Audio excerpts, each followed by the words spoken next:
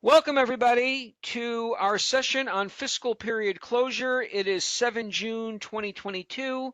This is Yoel Kortick, Senior Librarian at Libris.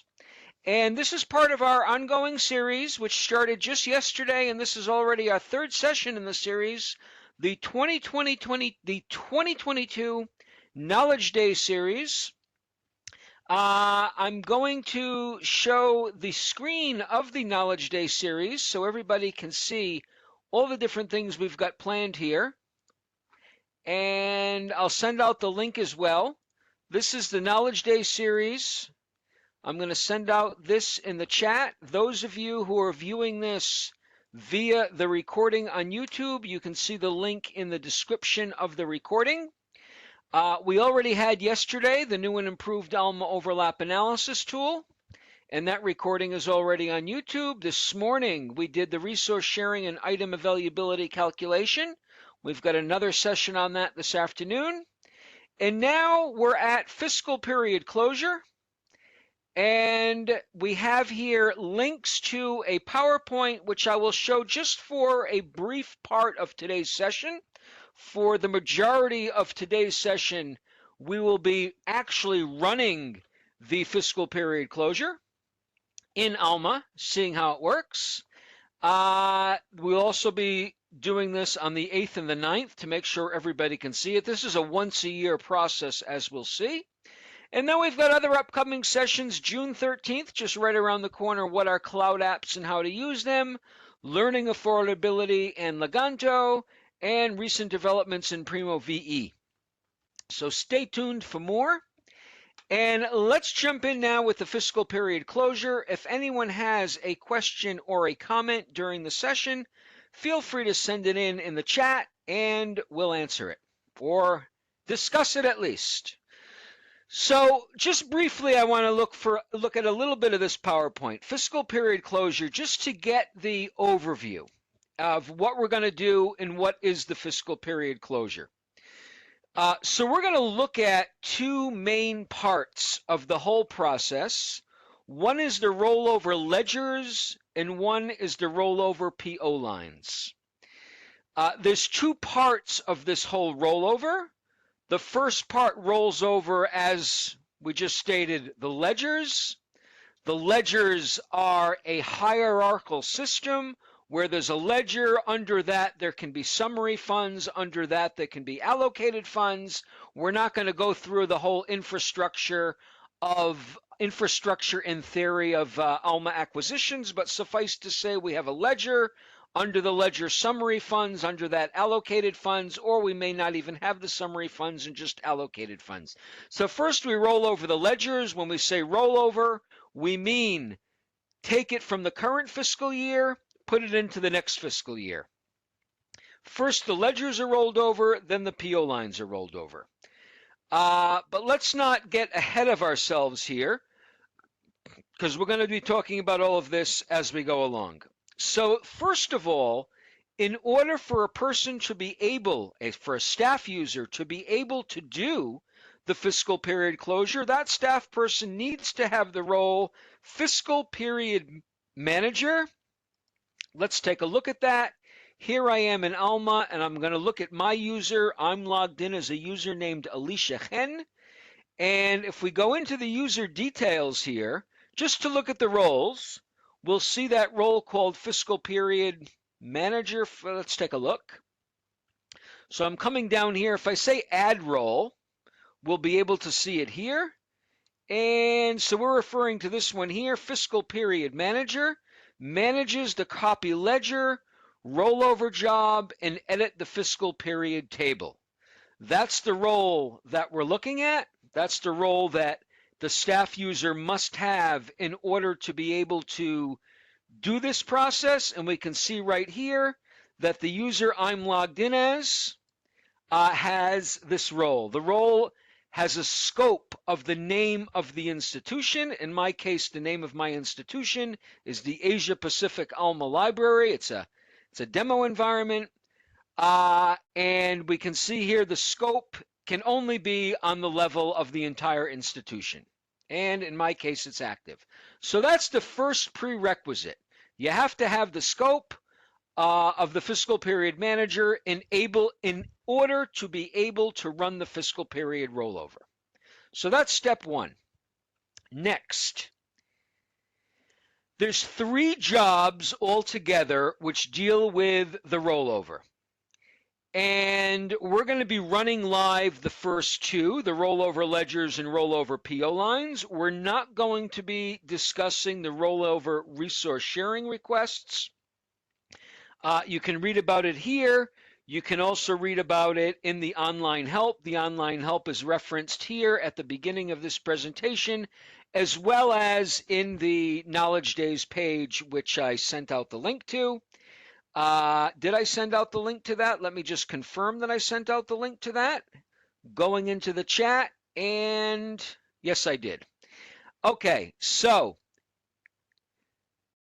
these jobs are accessed from the Alma menu, not the configuration menu, the Alma menu. And under Acquisitions, Advanced Tools, we see here the rollover ledgers and the rollover PO lines. Those are the 2 jobs that we're going to run. Because I have the fiscal period manager role that we just looked at 1 moment ago, I see these in my menu. And again, I'm not in the configuration menu. I'm in the regular Alma menu. They're under Advanced Tools. They're run manually. They're not a scheduled job. And that's for the simple reason that they usually run once a year. So once a year, you need to manually run it. Let's go on before we actually jump in and run it. The rollover ledgers. So the first step is the rollover ledgers. I'm going to jump into Alma here to make it a little more realistic. The ledger is something in Alma, just as a very brief overview, an entity which is related to a fiscal period, and under it are funds. For example, I'm coming into acquisitions now. I'm going to acquisitions infrastructure and to funds and ledgers, just to take a look at the funds and ledgers. So these are all funds and ledgers. A type can be an allocated fund, a ledger, or a summary fund. By default, when we come into acquisitions, infrastructure, funds, and ledgers, it's bringing me only the active ones for the current fiscal period. Now, my fiscal period here, because I'm in an Asia-Pacific environment, is going from January to December, which is popular in much of the Asia-Pacific area.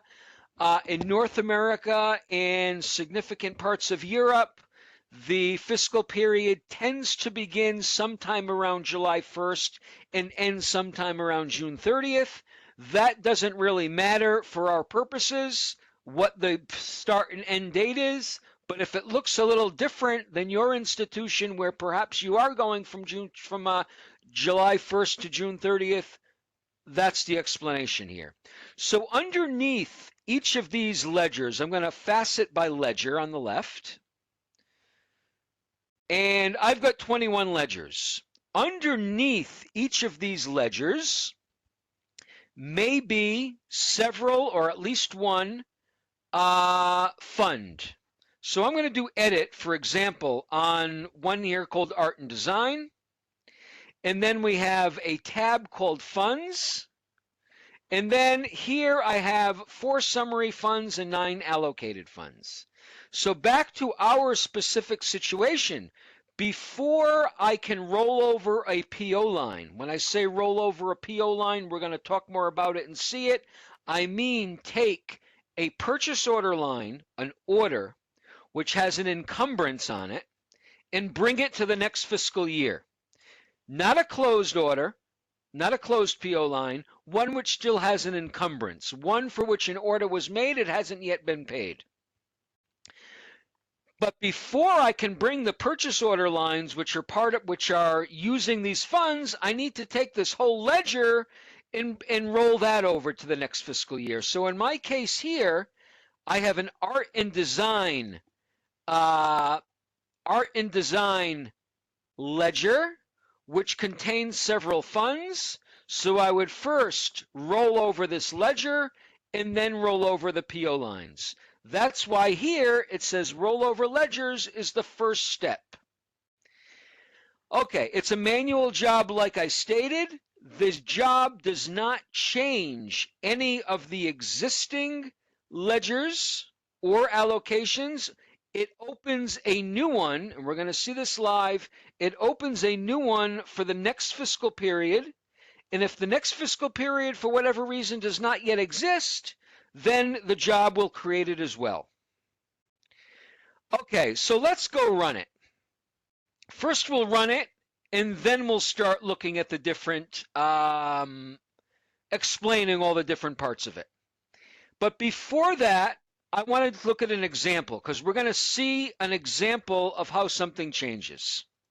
So I happen to have a ledger here called Information Science. Let's go take a look at it. I'm going to go all the way back in Funds and Ledgers. So one of my ledgers is Information Science. I'm coming to Acquisitions, Ledger. I'm faceting by ledgers. One of my ledgers is called Information Science, and here it is. So I'm going to take a picture of this ledger so that later we'll be able to see what happened. So I'm going to paste that here. Here is my ledger. This is, as we can see, it's active now, and it's in fiscal period of 2022. So I'm going to take this, and just so that later, this is not a mandatory part of the process by any means, it's just something I want to do so I'll be able to explain exactly what happened when we run the job. So now I've got this one here. And I'll make this a little larger so everyone can see it more easily. Okay, so now I've got the first one. It has an allocated balance of 1,000. That means 1,000 Australian dollars in this case was allocated to this fund. 100 has been expended. We spent 100 on it. There's a cash balance of 900. 900 cash left. But we encumbered another 100, so the available balance is 800. Now, I know we're not accountants here or something, but we do need to have some minimal knowledge of how funds work. So expended means how much was actually paid. Encumbered is how much have I already sent orders for but not yet paid. The available balance is the allocated minus the expended minus the encumbered. So that's why I have the available balance of 800 here. We have the allocated minus the expended minus the encumbered equals the available balance. And I'm just pointing this out because we're going to see what happens when we get our new ledger. Also, we see here that the allocated minus the expended equals the cash balance, the third one. 1,000 minus 100 is the cash balance, equals the cash balance. Now, let's go look at what funds are under here. So let's say edit. And I only have one fund under here. On purpose, I'm keeping things simple here so we can see exactly what happened without going around looking at a million different funds. So I've got one fund here called Bibliometrics. And if I look at this fund and I go to the transactions, I'm going to take a picture of this as well. So what we have here, and I'll explain it once I put it into the Word. This is the fund called Bibliometrics. These are my transactions, and these are the amounts. So altogether, I only have 2 purchase order lines here that were used. And the first purchase order line that we see here is POL 44112. That's POL-44112. And it already had an encumbrance a disencumbrance and an expenditure. When an order is made, first there's an encumbrance. When the money is actually paid or the funds are actually paid on an invoice, there's a disencumbrance and then an expenditure. So POL 44112 is already done. You can see the second line is the disencumbrance, the third is the expenditure. So it is done. In other words, it had already the encumbrance, the disencumbrance, and the expenditure. Okay, either disencumbrance is not a real word or I spelled it wrong. It's not a real word. It's an Alma word, so I'm going to add it to my dictionary. Okay. However, purchase order line 44113 only has an encumbrance. That's the first line. So that one should get rolled over. Has only an encumbrance. So if I open up now a new fiscal year, I need to make sure that that's going to roll over to the next fiscal year, because we're not going to pay it on the old fiscal year. All right, I want to show one more thing before we run it. We do not have another ledger named information science here. If I look here for funds and ledgers called information science, I'll take that in the name. Okay. So, we're talking about information science, not the librarian information science. Information science. If I get rid of now the fiscal period and I get rid of the active, I have information science. This is a different one. This is an old one from 2015. This one here, information science, I do not have one. You can see here, I do not have one for fiscal period 2023, from January to December 2023. You can see that I don't have one. You can see here in the fiscal period, that's from last year. That's from the current year. In fact, let me do it by the code. That way I'll get only this one because it has a unique code. So if we say code, information science, that's the only one I've got. So let's point that out because we're going to see something else happen soon. This is the information science one we've got, and it's for this fiscal period. And there's only one. Okay, I don't have any facets going on here. There's only one. We're going to see what's going to happen later. I want to put this here so we see. So we're going to say, as of now, we have one ledger with code information science. Okay, now let's go run the rollover. It's already 11:20. We're 20 minutes in. I'm just keeping my eye on the clock. So now we're going to run it. We're going to say acquisitions, rollover ledgers. Let me just check the chat, make sure everyone's still with me, because now we're getting to an important part. Okay, someone asks, what happens? Let me just get this question here. Someone asked a question before I run it. Let me get the question. Somebody asks, what happens when POL is 100 expenditure? Oh, POL is 100, expenditure is 90. What happens to the disencumbrance? Let's keep the focus right now on the rollover process. I don't want to start getting things too confusing because that's not related specifically to the rollover. We can do that, and we can even make an example, time permitting, but let's focus specifically, let's focus specifically on the rollover process right now. And I'm just going to take personal note of your name because I do want to answer the question. If we don't have time, I'll be in touch, but I want to stay focused here. So let me just take personal note here. Okay, let me just write that down. All right. So let's go now and run the rollover. Okay, so acquisitions and rollover ledgers. All right. Now we're going to add a new job. These are all of the previous ones. So we're saying add job. All right. So create allocation from. Now all of the options are explained in here. In fact, let's go take a look at them. Fields in. So create allocations from.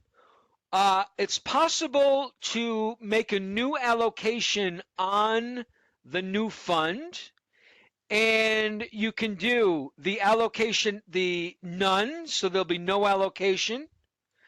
Cash balance, that's how much cash is left. Allocation balance, the funds are copied with their allocations to the new ledger, or both. We're going to roll over the cash balance in our case. So we're going to say cash balance. Now the cash balance, just to go back, we're talking about, good thing we got these pictures. So now cash balance 900. Now why are we doing the cash balance? And that's really the popular method, I'd say, the done more than others. That's how much cash is really left in there. So we're going to roll over that 900 in our case, the cash balance. So create allocation from cash balance. Now, we can do it on all of the ledgers or a specific ledger. In our case, we're going to do it on a specific ledger, but if I left all, obviously it would do all of them. But let's say we want to do the information science one. This one here. Notice it gives the code and the name. Which makes it unique because one name, as we even saw, can't exist twice. Okay, so that's the ledger. We really don't need any explanation on that. For action, we're going to do copy. Copy means it's going to copy it to the next fiscal period. Create status. It can either be active or in draft. I'm on purpose going to do it in draft, and we know also from looking at how people are running this and discussing it with people, creating it as a draft is a popular feature, and later you can manually activate it. Again, it's a one-time process. Now, from year is going to be which fiscal year are we going to copy it to? Excuse me, copy it from. Copy it from. It's the from year. Because some institutions use something called accrual accounting, A-C-C-R-U-A-L. But again, we're not going to get into the full theory of acquisitions in Alma, but accrual accounting means there are multiple active fiscal periods and they're in use. Because within a fund, you can say how far back and how far forward can I still use this fund? But we'll save that for another day. So I'm saying from that fiscal period, I'm ready to run this now. Let me make sure I got it the way I want. I'm getting the cash balance. I'm using the ledger called information science. I'm copying it. I'm not deleting it. It's going to be in status draft from the current fiscal year. And I'm not going to copy the notes and the attachments from the fund to the new fund. Excuse me, to the new ledger. So now we'll add and close. Now she's running, pending. Let's do a little refresh here. Completed successfully. Great. Here it is. 1825. That's the time of this environment in Asia Pacific somewhere. I think it's actually in Singapore right now. And let's take a look at the report here. I'll do a view. So it says the parameters that we chose, and it worked on one ledger and one allocated fund. Why one ledger? Because we didn't choose all. We chose a specific ledger, which was information science. And one allocated fund, because there was one allocated fund in that ledger.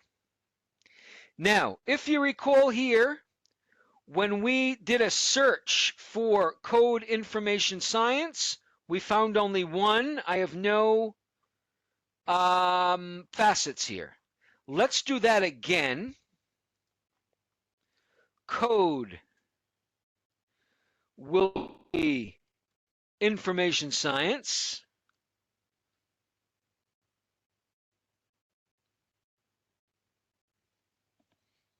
Okay, now I'll get rid of these facets. And now I have two of them. I have one for the current fiscal period, and a new one which was created for the next fiscal period. This was created right now. It was created in status draft because we chose draft and not active. It has an allocated balance of 900 because the cash balance of the previous year is 900, and we said to carry over the cash. So everything so far is looking perfect here. We created now a new ledger in this new fiscal period. And if we edit here and go to the funds, we also have our fund here. And if we go into that fund, we don't have a tab here for transactions because there are no transactions. Now note also that this, let me go back here, this one here for 2023 is still draft, and I'm going to activate it now. It's status draft. I'm going to activate, and now it says active. Edit. Going to go to the funds. The fund now is also active. The fund inherited the status from the ledger. If we go into the transactions, all we have is the allocation. So before I'm rolling over the POLs, this is all I have. I'm going to put that down here. Let's paste that first of all and take it. And I'm going to say here, before running the rollover POL job, the fund, it's called bibliometrics, this fund. The fund bibliometrics in 2023 has no transactions except for the allocation. Okay, now it has the allocation because we just ran the rollover ledger and the funds were allocated to the one fund that's in this ledger, but there's no transactions on any purchase order lines right now. I see a question came in. If the library is not permitted to carry over unspent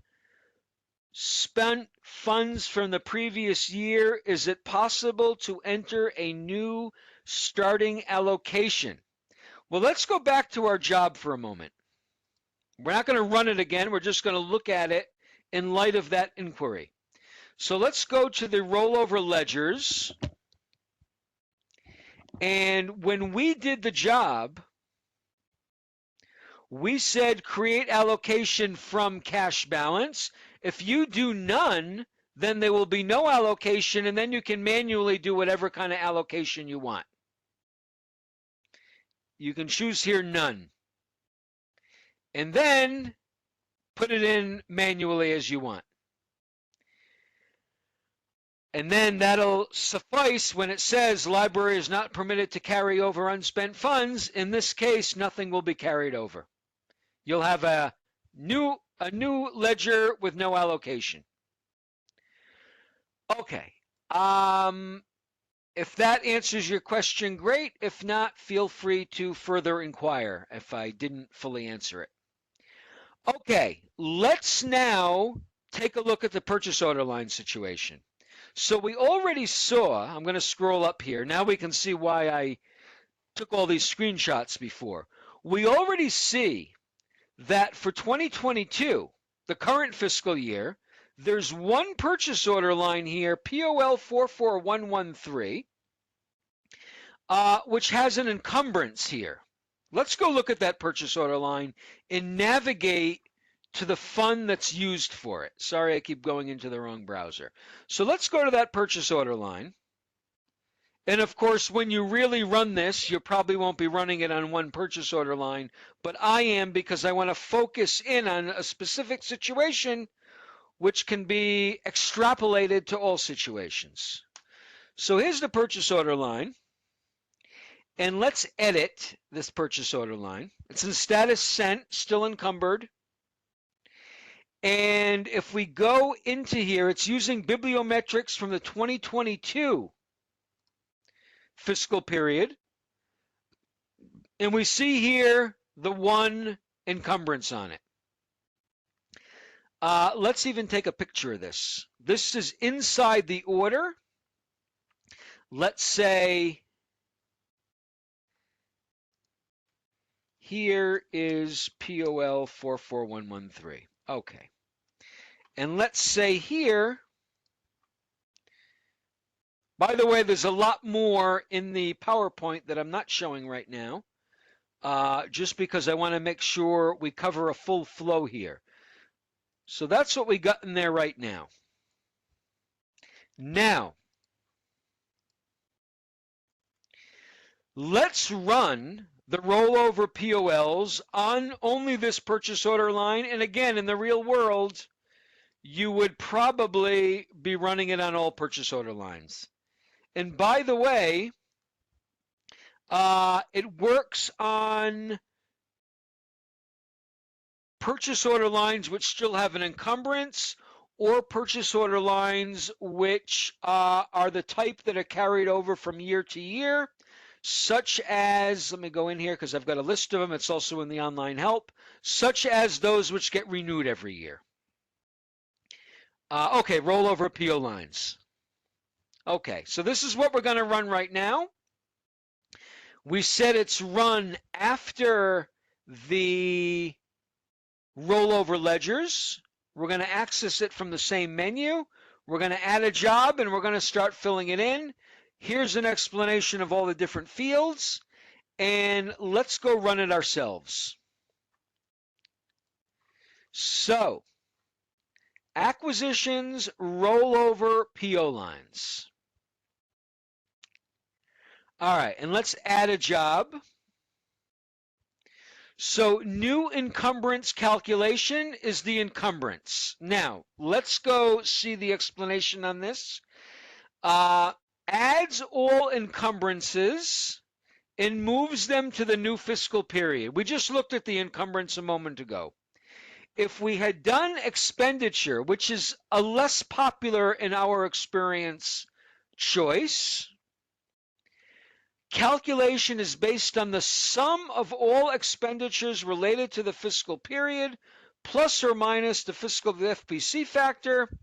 The encumbrance is relative for each fund. If this option is selected and the PO line does not have expenditures, calculation is instead based on the encumbrance. We're going to select encumbrance, and it's going to take whatever is already encumbered, bring it to the next fiscal period so that when it's paid, it will be paid, expended in that fiscal period. So let's go choose encumber. We already did. It's even the default. From year, we're going to leave that year as it is. That's the current fiscal year. The FPC factor, that's an amount that we can automatically have the system increase it. The FPC factor, the increase or decrease, that's the fiscal period closure factor, increase or decrease to the percentage of the encumbrance. I can say if I have a $100 encumbrance, I want everything to always be 10% more, and put in there 10%. We're going to leave that blank. Okay, the from year, we're leaving the current fiscal year. Libraries. We can choose here to have it only work for certain libraries. When I say libraries, there's the purchase order line owner of a library. We're not going to choose anything there. We're going to leave it blank, and we're going to use a specific purchase order line. So I'll put in that specific purchase order line, the one we just looked at that has the 100 Australian dollar expenditure. Now check over encumbrance. I don't want to get out of this field, so I'm going to go into another environment here. When it says check over encumbrance, there are rules on the level of the funds that say, are you allowed to over encumber? In other words, are you allowed to order more money, we'll say money, more funds than you actually have in your fund? If I have $1,000 in my fund, can I order for 1,100? So for example, I'm just going to go into any fund here just to show what we're talking about. Any fund. So there's always rules on the bottom here. Over encumbrance. Are you allowed to over encumber? And if so, how much? Over encumbrance percent. Can you order on a previous fiscal year, future fiscal year, etc.? In any case, we are saying don't even check it. Just bring over the next amount. This can be run only in report mode. Originally, I was going to run it in report mode and then in real, but I want to make sure I at least get through a full flow here. So we're going to run it in real mode here. A little more exciting that way anyway. Okay, so we'll leave everything else blank and add and close. So now we're sending it off. Pending, let's do a refresh. Running, let's do a refresh. So what we should see now, done. What we should see now is that that order should be now have encumbrances on the next fiscal period. Let's go take a look first at our report here before we go look inside Alma. So there was one purchase order line success. That's because we chose only one purchase order line. If we had done all, we would have had success on all of them. Then we've got 0 for everything else because all we did was roll over a purchase order line. Then we have all of our parameters that we ran. Let's go take a look at that purchase order line. Let's edit. Now, before we even look, before I scroll down, we don't see the fund here. If everything worked properly, I'm not even scrolling down, but I trust it worked properly. We should see, instead of this, I said here is POL 44113. Note that it's using here in my screenshot the fund from the current fiscal year, which is 2022. Let's go into Alma. Scroll down.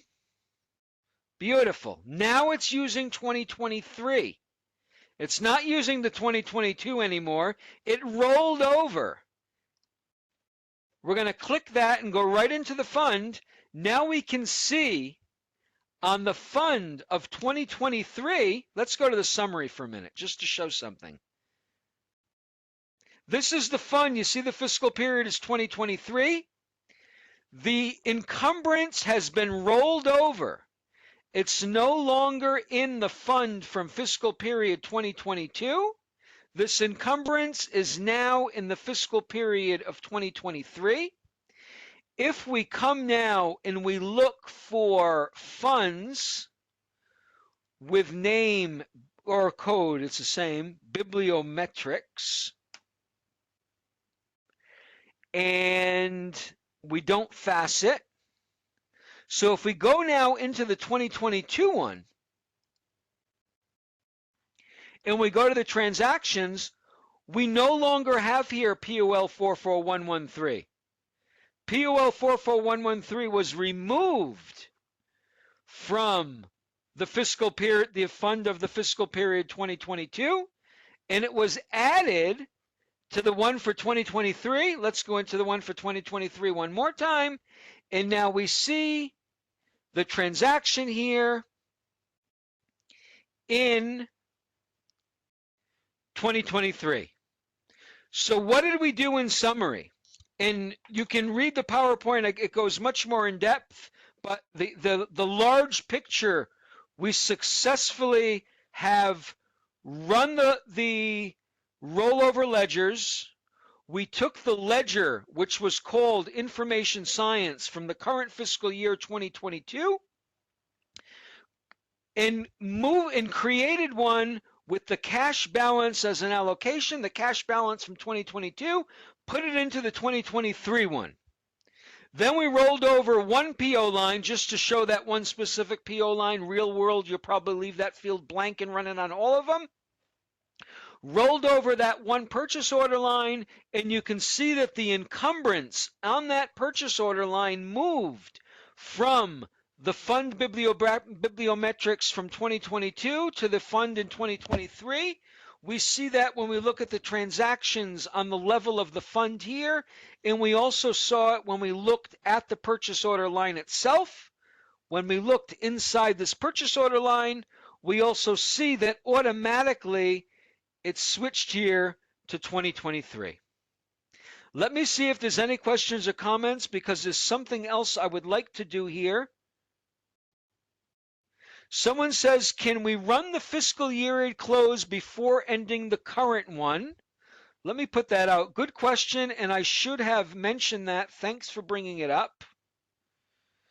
I'm going to put that here so everyone can see it.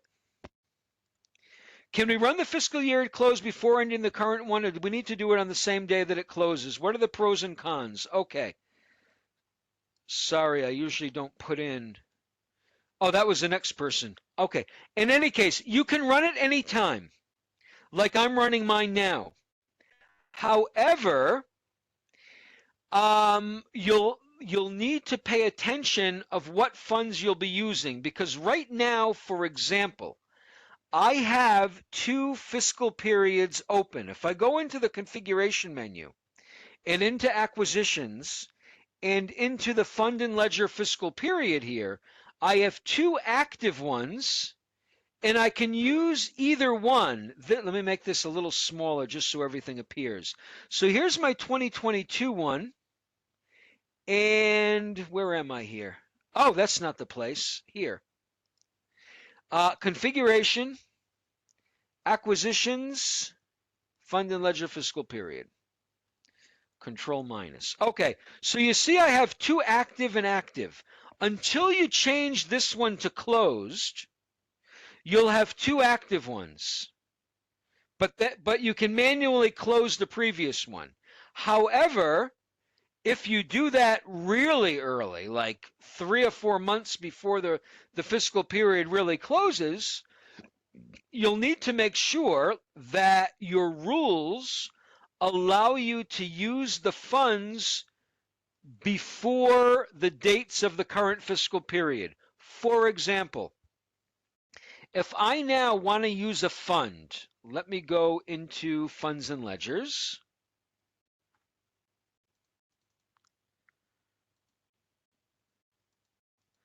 I'm just going to go into any fund here, an allocated fund, and edit. You'll need to make sure that in your rules, you allow encumbrances prior to fiscal period. For example, if you're doing this 2 years before, or 2 months rather, 2 months before you open the fiscal period, then you'll want to say encumbrances prior, that you'll be able to use this fund within 60 days before the actual date of the next fiscal period, or 60 days after. You'll need to make sure that your encumbrances prior and expenditures prior will allow you to still use your funds. Okay, I hope that's clear. But you can do it anytime. I wouldn't do it too early, but you don't have to wait till the last day. Somebody else says this won't be relevant for everyone, but if a library needs to change the ledger and fund structure in Alma to take effect from the start of the new fiscal period, does that mean that the library cannot roll over ledgers and open orders at the end of the previous year because there will be a mismatch in the ledger and order fund details? If you're going to start rearranging the funds in the ledgers, moving them around or combining and doing that kind of stuff, then you should do that manually before the rollover. You can actually do it also after, or you can just manually create them. It's really a matter of how much are you changing there. Let me just read that question one more time to make sure I understood. If a library needs to change the ledger and fund structure in Alma to take effect from the start of the new fiscal period, okay, well, first of all, you'll have to run the fiscal period rollover closure in order to get that new fiscal period opened. Then you'll need to manually move them. But the new fiscal period won't open until you run the job. So you'll need to run the job first. Okay. What does the status draft mean for the fund? It means that until it's activated, if you recall I manually activated it, it means you can't use it. You can't use it for an order. You can't expend from it when it's draft. Okay, so I want to take that question which we got earlier, which I said if we have time for, and I see we do have enough time, so I'm just going to repeat this person's question here. Is this person still with us? Because let me just make sure the person's still with us, because I don't want to do it if he or she is no longer here. Person who asked this, are you still with us? Let me go into participants. View all attendees. Okay, he or she is still here. Okay, so person who asked this question, I hope you're watching, because I didn't see a response in the chat. We're going to answer your question now that you wrote here at the beginning that I said we'll check later. So what happens when a purchaser, and it's not related to the rollover, but we'll answer it. What happens when a purchase order line is 100, expenditure is 90? Okay, so you're actually paying less, is what you're saying. Expenditure is 90, encumbrance is 100. So let's do that. Very easy to check by simply doing it. So let's say we have an order. I'm going to go search for anything. And then we'll go into the fund and check what's happening. So there we go. Let's get any record that we want to order just to see what's going to happen. We have 11 minutes. Let's see if we can do this whole process in 11 minutes or less. And then if there's more questions, we can take those too. So let's take any record here. I'll search for fiscal period just so I have a record. Again, this isn't directly related to the rollover, but in a sense of how do the encumbrances, disencumbrances, and expenditures work, it is related. So I'm just going to take this first record that I find. Import. The Cambridge History of China. I don't know how I got that by searching for fiscal period, but okay. And we'll say order. So you want me, and you can answer in the chat. I hope you're still with us. I will make this for 100, but I'll only pay 90, correct? Person who asked, feel free to answer. Yes. Okay, so I'm going to make it for 100 and pay 90. So we'll make this a print book one time, and we'll make this the main library, and we'll create the purchase order line. And I'm just going to get this number here just in case we want to have that number handy later. And we'll say now my material supplier will be Academic Books PG. That's not parental guidance, that's a different PG, and list price will be 100. My fund will be bibliometrics. I'm using from the previous fiscal period, that's okay. And that would be according to the rules that I showed. We're going to add that fund. So now we've got PG bibliometrics. Everything is good there.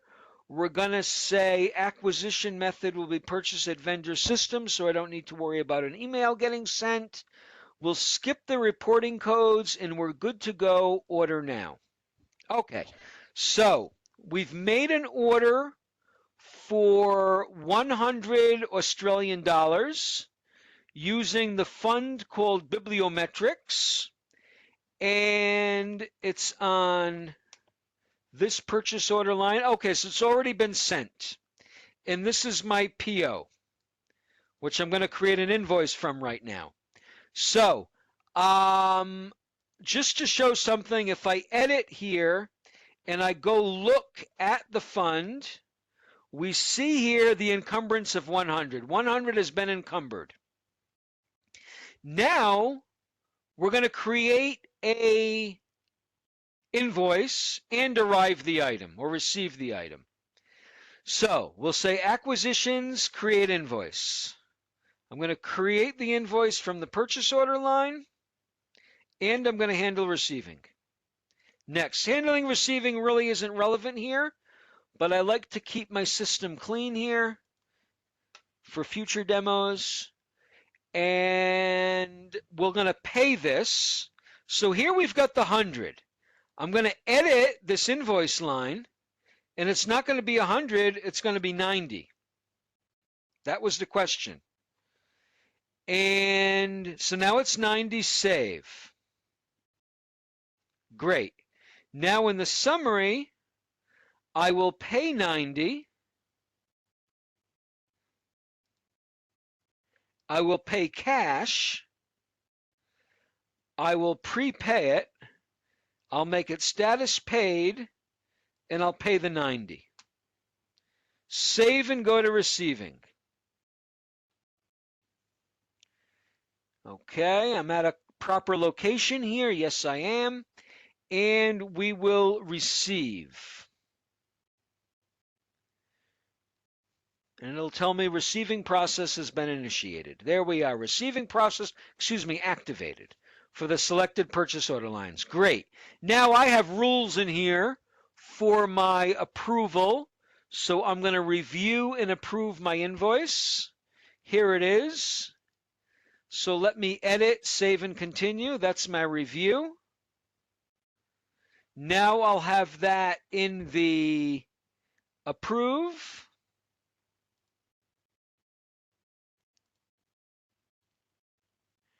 And let's get it this way. Edit and approve. Great. So now it was approved and closed. So if I look for that invoice now, great. So now we have a situation just like person asked. The purchase order line was 100, but I paid 90. What happens to the disencumbrance? Well, I would say it's got to get rid of all of that encumbrance, but let's go take a look. What's the worst that can happen? So let's go into the order. I like to get there from the order. So we'll go in from the order. Actually, I can go in like this too. Order lines. Boom. Okay.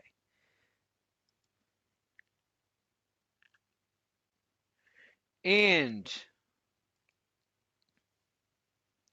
okay, so 100 was encumbered, then all of that 100 was disencumbered, and then 90 was expended. That's what happens, which is logical because I can't disencumber only 90, then I'll have an extra 10 laying around.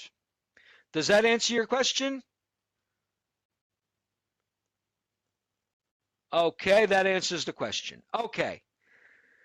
Um, so somebody else asks, it doesn't, the same person asked, does it matter what the payment method is? No, it doesn't matter what the payment method is. Okay, someone else asks, I think that question is similar to mine. Is there a risk that an encumbrance not used in the previous fiscal year will be added to the encumbrance in the new financial year? I'm thinking partially in terms of ongoing subscriptions. There's not a risk if you, once you roll over, just keep using the new fiscal year. If you're always using one specific fiscal year, you won't have a problem of encumbrances being left over and needing to, let me close this, quit, and needing to make sure your encumbrances are rolled over. You make the switch, you go to the new fiscal year, and do everything in the new fiscal year.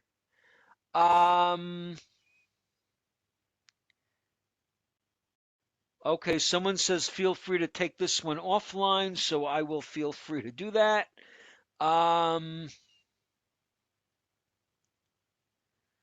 Okay, but I will answer that, the one you said feel free to take offline, just in case it's relevant to someone else. We've got 3 minutes left anyway. Let's just put this one out here so we can see. Okay, so someone says if we create new funds and ledgers for the new fiscal period, is there any way in which we can map open orders across to the new fund structure, or will each manually edited to change the fund code to the new funds and ledgers? The fund code is automatically changed. Oh, fund code. If you want to use an entirely different fund, you would need to do that manually. But as we saw, it automatically takes the same fund, but for the new fiscal period. When we showed this order here, it's using here in the picture bibliometrics from fiscal period 2022. We did the rollover. It automatically, let's go take a look. We still have 2 minutes. It automatically switched to fiscal period 2023. If you wanted to use an entirely different fund, here it is right here. You can see it's now using for fiscal period 2023. That changed automatically. If you want to change it to an entirely different fund, not bibliometrics, but fund called XYZ, you'd need to manually do that. Okay. All right, so it looks like we covered everything. You're strongly encouraged to check out the PowerPoint and check out the online help. Both of them are referred to in this page, which I'm sending out again. The Knowledge Days page, which this series is part of. Again, that's here, the Knowledge Days page. It's got the link here to this PowerPoint that we're looking at, and also a link here to the online help. And if there's any further questions, they're probably answered inside either the PowerPoint or the online help or both. So thanks a lot, everybody, and we hope to see you in the rest of our sessions. Have a nice day.